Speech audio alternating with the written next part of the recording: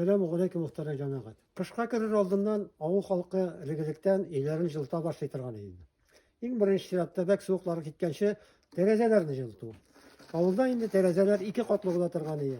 Koy bir kişiler tereze orasına indi mamuktan aygırlar koyup fulaytıp жылыта turgan edi. Su katmasının içinden de ezerek tuz salıp koyup mamuk üstüne. Mamuk üstüne tuz salıp koygaç terezeler katmay turgan bola turgan edi. Koy bir kişilerin terezege yortusuna indi.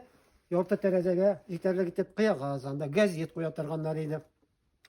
İndi tüp yurtunu жылыту için negizini жылытырга керек бит. Авыл үйлерinin negizleri алар tebenekkine toştan gına ulatırganlar edi. Başta indi küzden şu taşını toprak bilen balçık bilen küme turgan edik. Küme turgan edi negizine hatlı, nergege hatlı küme turgan edi. Nergege bek jitkirmey turgan edi indi, ağaç nergege indi. Ondan sonra indi kayber kişiler eğer de tirisi köp bulayken tiris salıp çıkartırgan edi. Şu negiz üstüne. Ondan sonra indi kışka kirgeç kor bilen kümesin. Korni indi kayber kişiler tereze astına hatlı kor iyip mingratırgan edi stena boylap.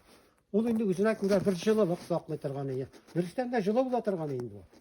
Eğer de indi bana bugünkü günde şuşunda yurtlar var iken şuşu tecrübelerinde ortaklaşıp gitesem keldi. Sizge şuşunu көрсәтәсем генә келди. Хәзер билгеле андый йортлар бик юк инде. Бүтән сәламне шунда мектеп әйтәбез нигезләр инде бие калын итеп салынган. Шундый йортлар бигрәк тә хәзер агач йортлар юк. Күбесен таш бит инде, кирпичтән салынган. Ну барыгызга да җылы йортларда яшәргә насыйп итсен Аллаһ Тәгалә.